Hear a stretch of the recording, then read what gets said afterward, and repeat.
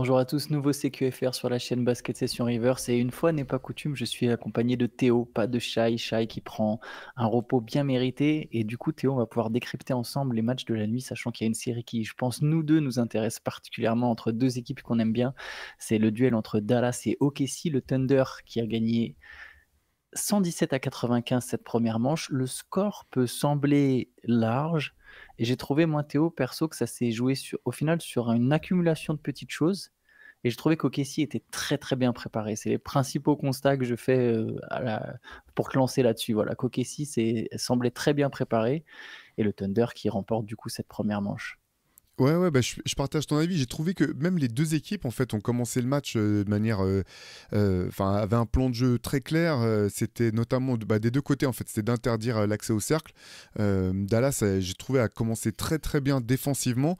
Et alors moi, je sais pas ce que tu en as pensé, mais j'ai eu l'impression qu'il y avait quand même un moment où ça avait tourné, parce qu'en fait, ça a commencé à 2000 à l'heure. Il n'y avait pas forcément beaucoup de paniers parce que ça défendait très bien d'un côté comme de l'autre. Et il y a un moment sur une action qui semble un peu anodine, là, un tir lointain. Luka Doncic vient contester, il se prend les pieds tout seul, ou De- enfin vraiment il n'y a pas faute, il tombe au sol. Et derrière, derrière il se relève en boitant. Et derrière, j'ai eu le sentiment que Dallas n'avait jamais réussi à retrouver vraiment de rythme en attaque. Et que ce qu'on s'était dit un petit peu en regardant la série face aux Clippers, où le déclic pour Dallas, c'est le moment où ils ont arrêté de jouer en marchant et se sont mis à hausser le rythme offensif, à courir plus, à être plus dans l'activité. Et j'ai l'impression qu'avec la blessure de Luka, là, enfin du moins où il s'est reblessé à nouveau dans ce match-là, c'est le moment où Dallas s'est mis à marcher et ensuite a marché tout du long. Et petit à petit, comme tu l'as souligné, alors, il y a eu des runs d'OKC, un 11-2 par-ci, un 14-4 je crois par là dans le troisième carton. Mais Dallas revenait et finalement il y a un moment où ils n'ont plus été en capacité de revenir. Ouais, Doncic il s'est fait mal à la cheville, je crois. Alors après, pendant le match, ils ont vachement nuancé le truc. Jared Dudley, qui est assistant coach au Mavs, a dit non, non, mais tout va bien. Mais effectivement, je suis d'accord avec toi. Et j'ai trouvé que. D'ailleurs, Doncic, il finit donc à 19 points et 6 sur 19. Ce qui me marque, c'est pas tant le 6 sur 19, c'est le fait en fait, il va quasiment plus du tout au cercle. C'est là où je me dis qu'il est diminué. C'est que tu vois, il y a pas, alors, il y a une bonne défense de Lou Dort sur lui, mais la réponse de Doncic, c'est de toute façon de provoquer un pick and roll et d'avoir un autre, voilà, de forcer un switch et de plus se retrouver avec Lou Dort sur lui. Donc, j'ai pas tant eu le sentiment que Lou Dort le gênait plus que ça. C'est surtout que j'ai l'impression que Doncic, il a pris beaucoup de tirs de loin. Et sur ses playoffs, il est à 39% au tir, 22% à 3 points. Et je me dis que là, s'il est diminué, faudrait que Dallas, est-ce que Doncic peut faire 4 matchs où il est à 60% au tir sur des mid-range, ses step back habituels, il en a raté pas mal, certains où parfois ça a tourné autour du cercle. Mais ouais, du coup, la blessure de Doncic va être enfin, la blessure de Doncic aggravée est un vrai facteur sur cette série. Tu te dis, est-ce que Kyrie Irving va prendre le relais? Enfin bref, il y a pas mal de trucs comme ça. Le Thunder a une vraie défense intéressante avec de toute façon de la taille, des qualités athlétiques. Et au-delà de Ludor, je vais te lancer sur un autre joueur que tu aimes bien, c'est Chet Holmgren. Moi, c'est celui qui m'a le plus impressionné sur ce match. Parce que déjà, donc je parlais des switches. Quand tu te retrouves en pick and roll, c'est lui qui souvent s'est retrouvé sur Luka ou Doncic. Il a très bien tenu avec sa mobilité. Son autre atout, c'est sa taille. Et je trouvais qu'à lui tout seul, il a annihilé la menace verticale Gafford-Lively, qui est un vrai facteur important pour Dallas et qu'on a peu vu sur ce match, je trouve. Bah ouais, Holmgren, moi ce qui m'impressionne vraiment, hein, c'est quand même sa justesse en fait. T'as l'impression qu'il force rien, t'as raison, il a fait 19 points 7 rebonds, il a 8 sur 16 au tir.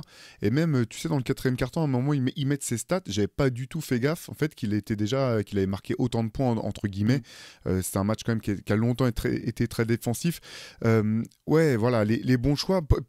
En ce qui concerne le secteur intérieur de Dallas, je pense qu'il va être déterminant parce que finalement, comment Daniel Gafford finit avec 16 points, 11 rebonds, mais il a raté énormément de choses. Mm. Il finit à 5 sur 12 au tir. Et là, il y a une vraie marge quand même de progression. Je pense que Lively a pas beaucoup joué finalement dans ce match-là, mais je me demande si. Je me demande quel va être l'ajustement de Jason Kidd à ce niveau-là, parce que Dallas avait ciblé vraiment quand même avait ciblé ses intérieurs. Il y a plein de fois, notamment dans le troisième quart-temps, quand ils reviennent un petit peu, eh ben, il joue pour Daniel Gafford, mais j'ai l'impression que s'il donne pas en fait Gafford, derrière, Mm. il se jette systématiquement, il reçoit la balle, Sur il le se jette vers le défenseur. cercle, tu Ouais, l'entends faire oh comme ça systématiquement sur toutes les actions. c'est Mais, exactement ça. mais ouais, mais il y a un moment, tu sais, en plus, comme tu dis, Chet Holmgren, il est grand, il saute très bien, enfin, tu sais, avec la règle de la verticalité. ça suffira pas, il faut un peu plus de finesse. Et je trouve au bout du compte que parfois Lively a un peu plus de finesse ou de capacité à varier un petit peu les finitions, à pas chercher uniquement le dunk. Donc c'est pas pour dire qu'il a fait un mauvais match, Gafford, mais je pense qu'il faut qu'il s'ajuste un petit peu à ça et qu'il propose autre chose. Parce que comme tu l'as dit, en fait, avec Luka qui est gêné, c'est vraiment ce type de situation que Dallas avait ciblé. Je pense que ça peut payer, mais il faut plus de réussite, quoi. Là, tu peux pas. Enfin, je sais pas Là, quelle est les la deux réussite, j'ai pas regardé la réussite les globale. 39% de réussite, c'est sur le 39% au match. tir, Ouais, ouais. voilà, Ouais. c'est. Et les deux cumulés, Gafford et Lively, ils sont à 6 sur 15, ce qui est, oui, c'est ça, 6 sur 15, ce qui est très peu en fait pour eux deux. C'est des mecs qui normalement sont à 70% au tir. Et j'ai exactement le même constat que toi sur Gafford. C'est-à-dire que même quand tu sais, même quand il reçoit la balle à 3 mètres du cercle, on a l'impression qu'il se lance en avant. C'est même pas Il de dribble saute tout du tout, il droit, saute tu vois. direct. Et effectivement, voilà, enfin, il manque de justesse et de réussite sur ces tirs-là. Euh, mais ouais, ça va être un point important, l'absence de Kleber. Pendant le match, je me suis fait la remarque. J'ai trouvé que Lively, il m'a semblé un peu timide par moment. Ouais, puis Mais il fait il est une ou jeune. deux vraies mauvaises passes. Hmm. Voilà, ses premiers playoffs, c'est un rookie, hein, ça, on en revient à ça. Finalement, Gafford, c'est un rookie aussi à ce niveau-là. Et, ok, Hmm. il a jamais fait les playoffs de sa vie. Enfin, il y a beaucoup de joueurs qui découvrent quand même ce niveau de jeu et d'intensité du côté de Dallas. Mais c'est là où Kleber. Moi, en fait, en voyant ça, je me suis dit, c'est vrai que l'absence de Kleber, parce que du coup, tu peux pas proposer autre chose. Si c'est un truc de se dire, bah voilà, on tente de jouer avec un pivot small, enfin small ball, même s'il est pas small, Kleber, mais juste histoire d'étirer les lignes et de tirer. Et là, t'as pas ça. C'est un vrai facteur là aussi sur cette série. C'est clair, d'autant que l'avantage de Clipper, c'est que tu peux même le faire jouer avec un autre grand parce qu'en fait, il est vraiment hyper fiable dans le tir à 3 points. Et là, on l'a vu en fait sur la fin de match, il y a eu quand même aussi beaucoup de maladresse à 3 points. Jason Kidd qui a pas trouvé finalement sur quel joueur compter. Là, il y avait Tim Hardaway Jr. qui revenait, qui a joué 17 minutes. Mais c'est quand même, enfin, Tim Hardaway, je trouve que c'est hyper dur entre un bon match et un mauvais match de Tim Hardaway. Il y a un gap qui est tellement énorme que bon là c'est pas pour le fustiger, mais tu sens quand même que Jason Kidd cherchait sa rotation. Josh Green commence super bien et puis à la fin il met plus un tir. T'as Dante Exum qui vient, qui rentre un petit peu, qui ressort. C'est vrai que Kleber là je pense qu'il manque beaucoup dans cette justesse. C'est que Dallas c'est une des équipes, c'est même l'équipe je crois qui prend le plus de tirs à 3 points dans les corners. Et bah là si à l'intérieur tu fixes à l'intérieur mais que t'as de la maladresse et que tu peux pas ressortir avec réussite, c'est compliqué. Si Luka Doncic a été vraiment diminué dans ce match là, à voir quand même dans le prochain match. Je suis curieux de voir si du coup Kyrie essaiera de prendra ses responsabilités plus tôt dans le match. C'est pas qu'il se cache, mais on a senti qu'il y avait un petit peu cet équilibre entre les deux avec Luka qui commence Hmm. et puis Kyrie qui Kyrie termine. qui termine. Il a bien terminé d'ailleurs dans ce match-là. Et il faut rappeler que voilà, Jason Kidd a remballé tout le monde au bout de. Il restait 5 minutes à jouer encore. Il a mis tout le monde sur le banc parce qu'il voyait qu'il n'allait pas pouvoir prendre ce match et il préférait préparer la suite. Donc le score est un peu trompeur aussi de ce côté-là. Oui, Le score final. c'est pour ça que je suis d'accord. C'est pour ça que je disais au début que au final, je trouve que ça s'est pas joué sur tant de choses. J'ai l'impression qu'on aura une série tactique avec une bataille tactique parce qu'il y a des ajustements à faire. Les Mavs ont raté au final beaucoup de tirs. J'ai l'impression que PG Washington peut aussi beaucoup apporter dans cette série et il n'a pas eu non plus énormément de ballons. Il a été gêné par des fautes. Du côté du Thunder, il y a un truc que j'aimerais souligner, c'est le rebond. Là, c'est pour ça que j'ai dit le Mm. Thunder était bien préparé au-delà de tous les enfin de tout le plan défensif. Notamment sur Luka, sur les pick and roll, sur Kyrie Irving, sur les intérieurs. J'ai trouvé que le Thunder, donc une de leurs faiblesses, on le sait, c'est le rebond. C'est une des plus mauvaises équipes au rebond cette saison. Et là, ils ont complètement dominé au rebond. Il y avait une vraie énergie, une vraie envie. 52-39, ça c'est de la stat sur les rebonds, dont 16 offensifs. J'ai pas le nombre de points, j'ai pas regardé le nombre de points qu'ils ont mis sur rebond offensif, mais en tout cas, clairement, tu voyais Dort y aller comme un acharné. Il fonçait à aller prendre des rebonds. Il y a aussi d'ailleurs justement des moments où les Mavs, je pense, ont été trop paresseux presque. Ça a manqué de box-out, mais voilà, Holmgren, Jalen Williams fait une très bonne entrée. Ouais. Et fin de match, la fin de match de Jalen Williams, pardon. Oui, Je pensais que tu ouais, t'as raison. Jalen, du coup, oui, Ah, Jalen très bien. Et Williams fait puis, une très bonne fin de match et Jalen ouais. Williams a fait, je trouve, une bonne entrée globalement à ce Ouais. niveau-là. Non, non, c'est clair. Et par rapport à ce que tu disais tout à l'heure sur Holmgren et en rapport avec le rebond, c'est sur la fin, Dallas a essayé de jouer small ball et ils se sont fait punir. Ils se sont fait punir dans la raquette tout de suite. Donc je pense que ça sera pas une bonne option, du moins à moins que Chet Holmgren soit ait des problèmes de faute ou autre. Mais c'était intéressant de l'avoir tenté, mais ils se sont vraiment fait punir tout de suite. Cette équipe ce qui est intéressant en fait avec cette équipe d'OKC, il y a un mélange, une opposition de style plutôt. J'ai regardé dans les 3 premières minutes du match du Thunder, tous les joueurs qui étaient sur le terrain avaient tenté un tir. La balle tourne énormément, alors que du côté Exactement. de Dallas, c'est vraiment pas du tout la même façon de jouer. Et effectivement, sur la fin de match, il y a eu des coupes des joueurs. Enfin, je pense à une action où finalement, pardon, SGA qui est coincé sur la ligne de fond. Il y a une prise à deux et tout de suite il y a une coupe. Je crois que c'est de Aaron Wiggins qui vient se présenter pour finir, qui a fait un match énorme d'ailleurs, Aaron Wiggins, Ouais, très très sur ce bon. match-là. Et c'est la difficulté voilà, à laquelle Dallas va devoir faire face. Je pense qu'ils ont les ressources défensives pour pouvoir s'adapter, mais c'est vraiment aussi un contraste de style avec ce qu'ils ont pu connaître au tour précédent face aux Clippers, où là aussi l'attaque était beaucoup plus prévisible, je pense, que ce qui se passe du côté du Thunder. Ce sera intéressant d'ailleurs de suivre un peu sur l'ensemble de cette playoff. Ça peut être un espèce de fil rouge de ces playoffs, de voir les équipes qui font. Est-ce que les équipes qui font le plus tourner la balle sont celles qui vont finalement le plus loin? Parce que je suis d'accord, c'est que ça rend nettement le jeu nettement moins prévisible. Il y a plein de moments justement, et puis tu peux beaucoup plus pousser la défense à la faute. J'ai le souvenir d'une action où Jalen Williams justement il drive et il y a une coupe dans le dos de Luka, tu vois, ces deux points faciles.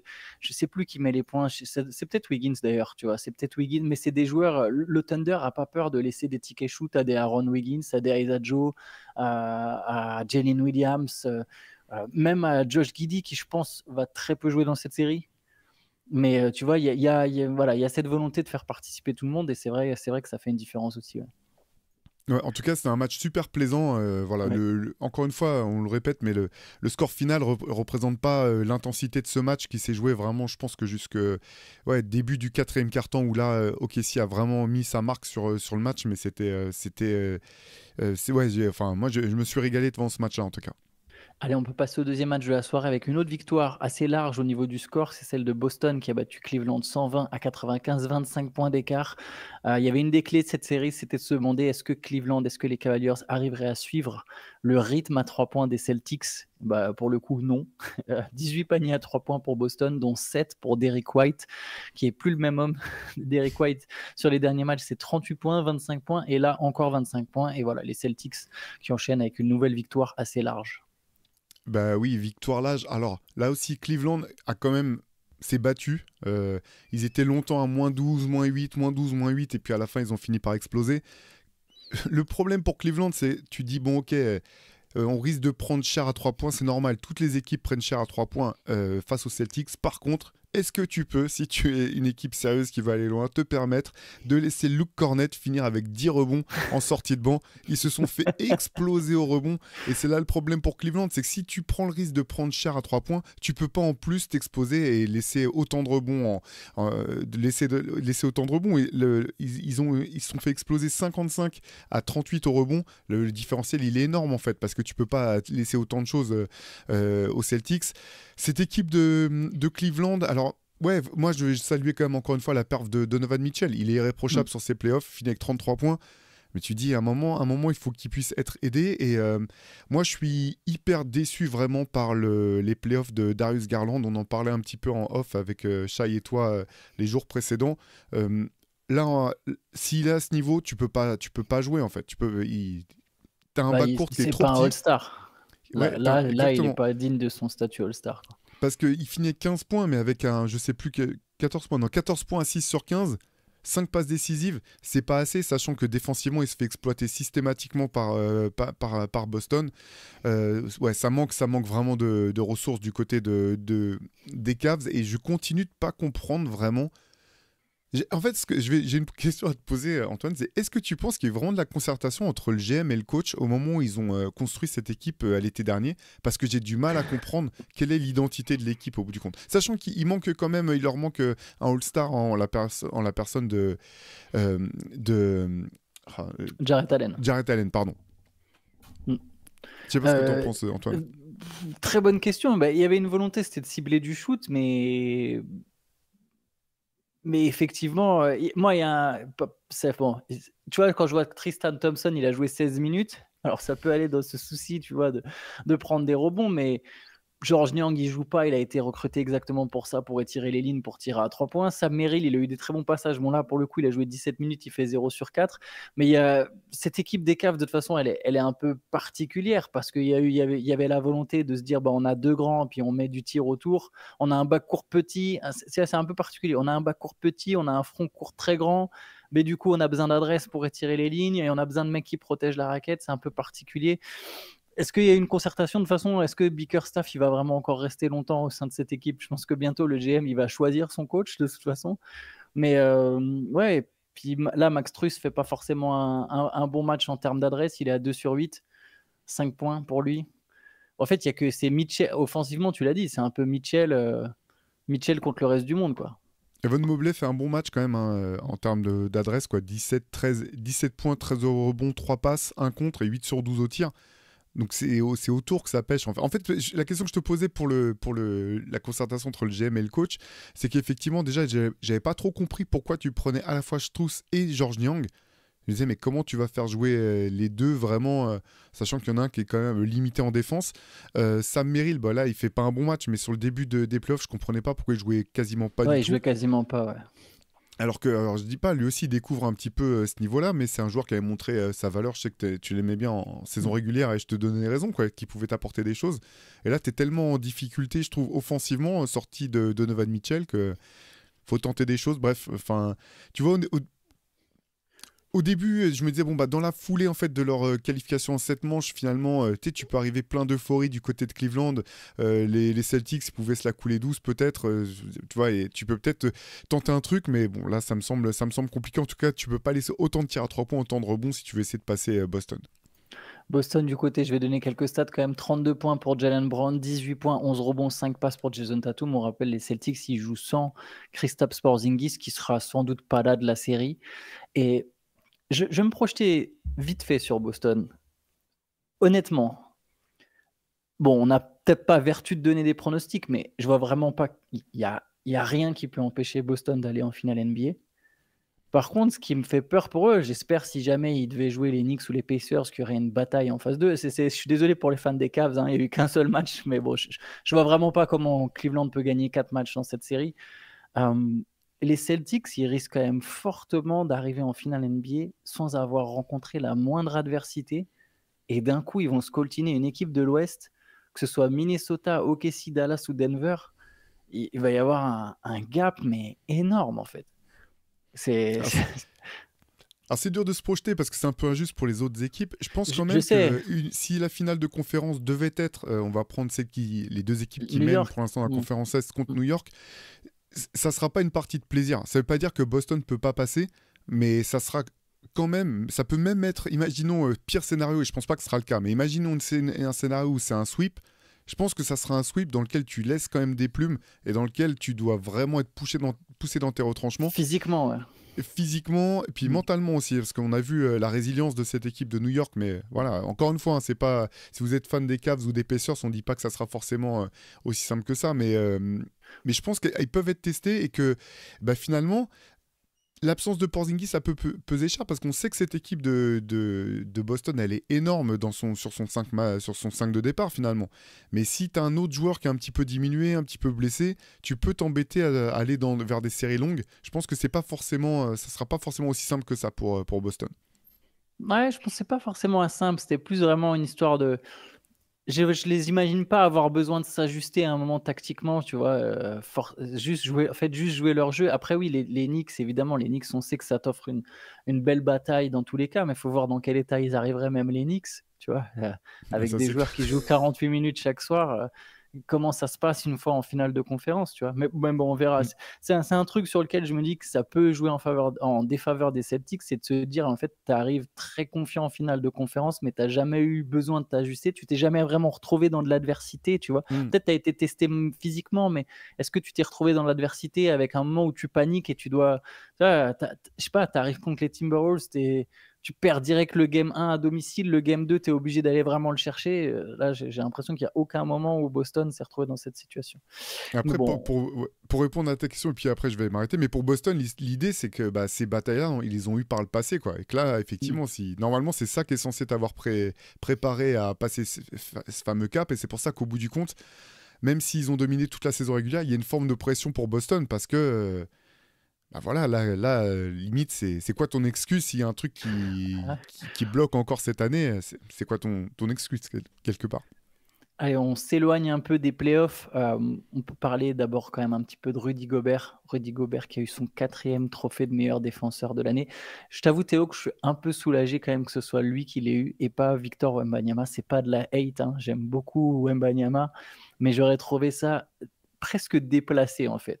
Que ce soit Victor qui soit élu meilleur défenseur de la saison. J'ai l'impression que Gobert est quand même vraiment dans son domaine la référence absolue, je pense qu'on le voit. Je sais que les Timberwolves ont encaissé 80 points contre les Nuggets sans Rudy Gobert, donc on pourrait se dire, bah vous voyez, c'est pas que Gobert, et évidemment que c'est pas que Gobert, il y a McDaniels, il y a Alexander Walker, mais même après ce match-là, les Timberwolves ont quand même réussi à rendre hommage à Gobert en disant non, mais nous on fait ça parce que lui, il a instauré une culture défensive. J'ai l'impression qu'il est au sommet de son art et du coup, ça m'a fait plaisir de le voir décrocher son 4e Deepoy et ça fait de lui le co-détenteur du record avec Ben Wallace et Dikembe Mutombo. Bah ouais, les 3 recordman en la matière, ouais, ça fait plaisir pour Rudy, franchement, pour tout le travail établi. En plus, il y avait ce fameux comment dire, sondage qui était sorti peu de temps avant les playoffs, là où il avait été élu parmi un panel de joueurs sondés et anonymes, joueur le plus surcoté de la ligue. Et Voilà, sixième seulement parmi les ouais. meilleurs défenseurs. Non, non, mais ça fait super plaisir. Et je suis d'accord avec ce que tu disais sur le match 2 là, des Wolves, où quand même, c'est justement bah, toutes les habitudes défensives qui ont été bâties. Alors, c'est pas que Rudy Gobert, c'est le coaching staff, c'est les joueurs, comme tu as dit, Jaden McDaniels, etc. Mais quand même, tu peux pas nier l'impact maintenant qu'il a dès qu'il arrive dans une franchise. Le fait que tu puisses construire tout un système défensif autour de lui et que ça permette à chacun de monter en pression, monter en régime. Donc, non, on est content pour Rudy. Ça fait 2 Français. J'avais envie de dire 3 parce que Marc Daigneault, avec un nom comme ça, on devrait pouvoir dire qu'il vient de chez nous aussi. Mais c'est pas mal. Il Là, veut sur pas coacher les Bleus après les JO, Marc Daigneault, au passage. à suivre, à suivre. Mais en tout cas, non, ça fait plaisir d'avoir en peu de temps 2 Français récompensés par des trophées individuels. Comment dire, Victor, comme tu en as parlé, pour le trophée de rookie de l'année, et puis Rudy pour le trophée de Deepoy. Et je t'avoue que j'ai eu peur en fait quand j'ai vu que Nasrid était élu meilleur 6e homme de l'année. Je me suis dit ça sent mauvais. Ils ont filé un truc aux Wolves qui se sont dit on doit les récompenser pour leur belle saison, et puis derrière ça va pas être pour Rudy. Mais non, ça fait plaisir de voir Rudy. Et je repense à cette quote de février, je crois, où il disait au sujet du All-Star Game, c'est pas grave, je pourrais sortir des blagues quand je rentrerai au Hall of Fame en disant que j'ai pu me reposer toutes les fois où j'ai pas été sélectionné pour le All-Star Game. Là, 4 fois Ouais. Deepoy, c'est validé. Hein. Ouais, bah, c'est sûr. Ouais, c'est clair, je suis d'accord. Ça te donne la porte d'entrée au Hall of Fame quasiment garantie. Euh, Ce soir, il y aura un seul match, c'est celui entre les Knicks et les Pacers. D'ailleurs, une petite info pour les Knicks, Mitchell Robinson blessé à la cheville, 6 à 8 semaines, donc en gros, pas de Robinson. Bon, de toute façon, c'est pas comme Thibodeau, c'est comme si Thibodeau faisait jouer particulièrement ses remplaçants, mais ça fait encore un homme de moins du côté de New York, sachant que c'est quand même un mec qui a joué 12 minutes parmi les remplaçants, c'est celui qui a le plus joué lors du Game 1 contre les Pacers. Là, on est parti pour... ouais, il va utiliser 7-8 joueurs, quoi. Ouais, coup dur quand même pour New York parce que c'est même si il était déjà diminué, ce qui expliquait son temps de jeu réduit entre guillemets.